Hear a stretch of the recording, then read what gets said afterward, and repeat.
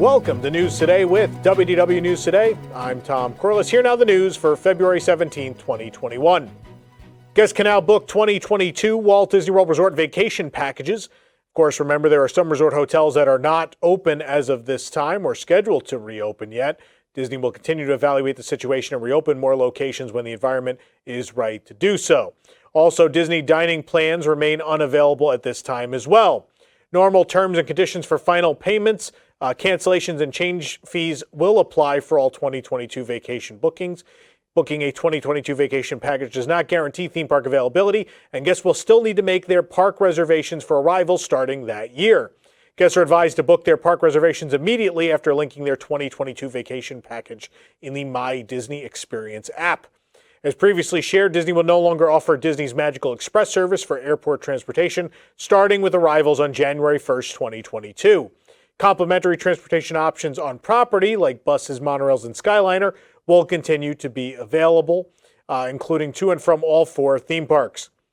With the release of pricing, we can see that a Walt Disney World vacation in 2022 might cost a bit more than it did this year.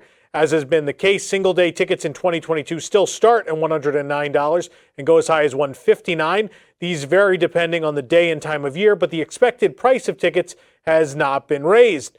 Though the price range is the same, the number of days with the $109 price tag have gone down, while the number of days with the $159 price tag have gone up. This pushes the average cost for a single-day ticket up to around $135. This is about $750 higher than the 2020 price and about $4 more than the 2021 average. Guests buying more than one single-day ticket may end up spending more than in years past.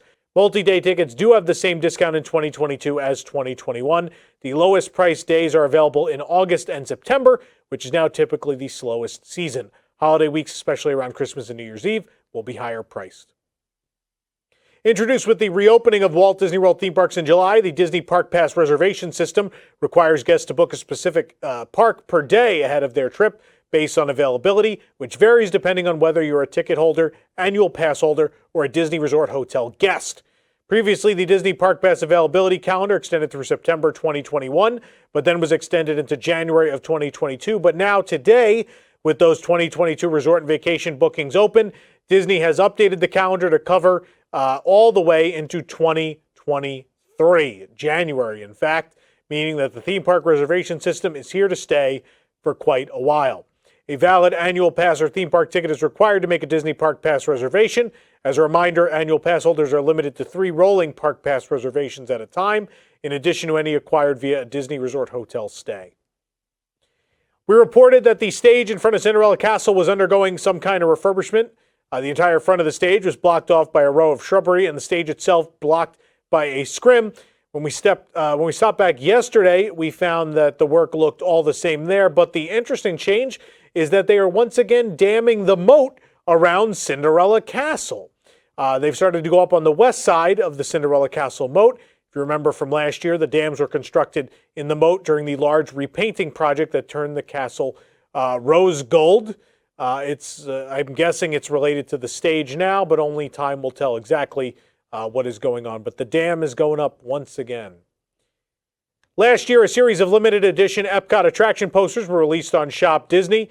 The limited edition Soarin' Around the World poster was just released again, but in the new format that they're doing this year for a limited time. If you missed out on these posters before, you have a chance to get this one until February 28th, 2021. They're larger and printed on a different kind of paper now.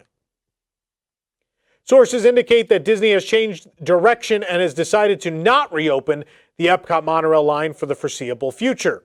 Disney tested running monorails on the EPCOT line a few days ago, but it was ultimately decided that opening the EPCOT service would cause some physical distancing issues in places.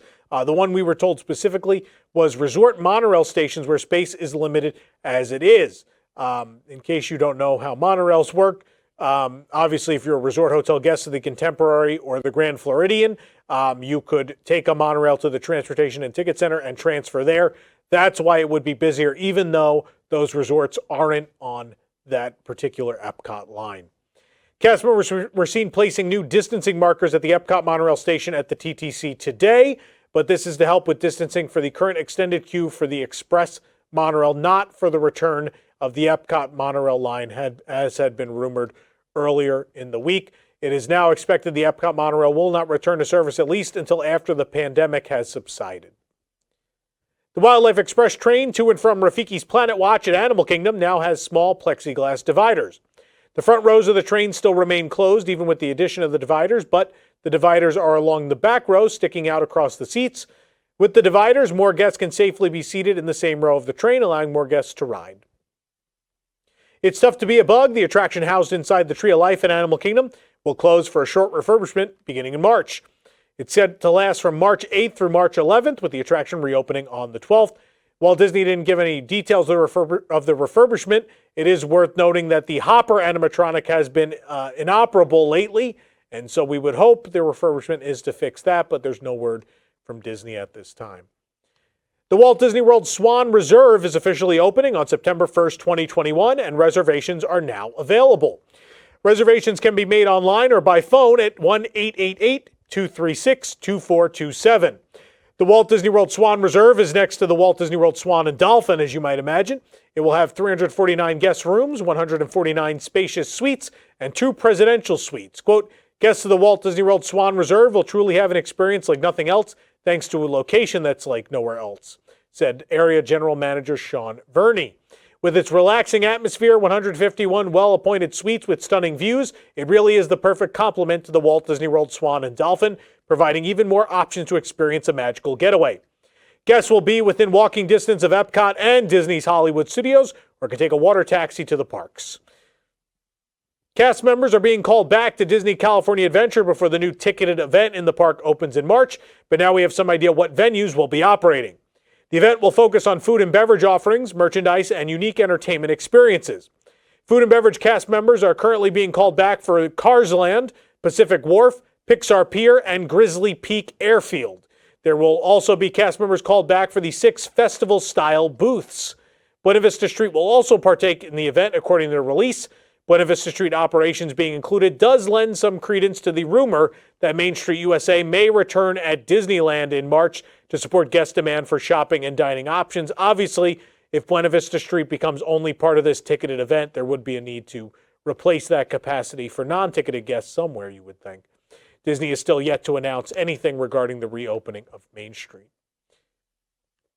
We got to take a look inside the new Star Wars Trading Post, now open for legacy pass holder previews in the downtown Disney district.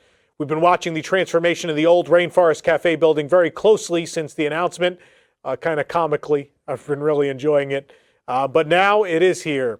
The facade of the building has seen the addition of Star Wars-themed netting, plants, wires, satellites, all sorts of stuff to cover up the fact that it was the Rainforest Cafe.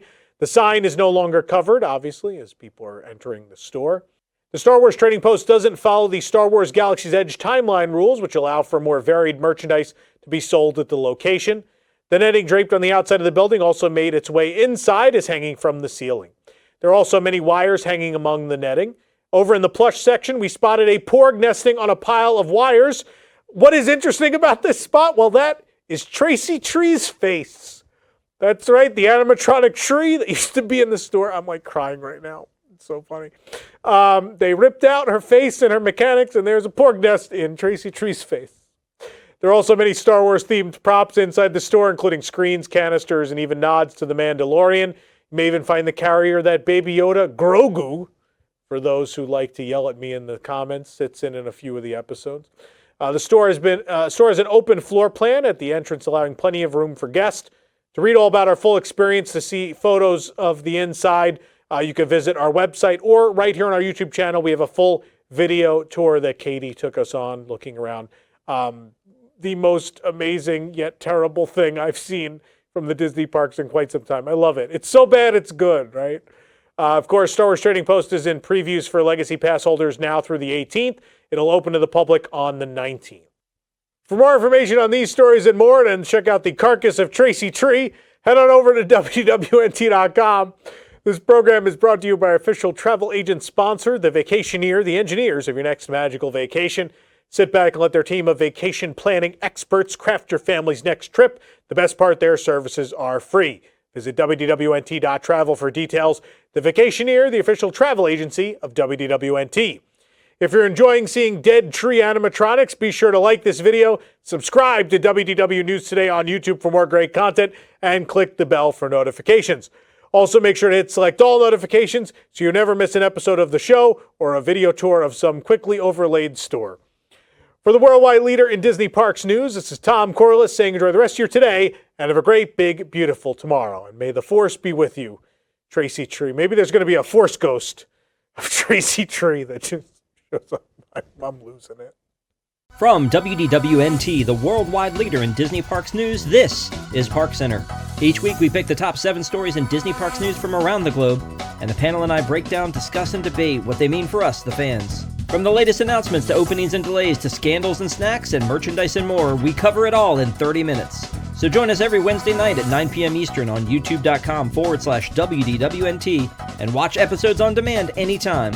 Or subscribe to the audio version of the show on your favorite podcast app.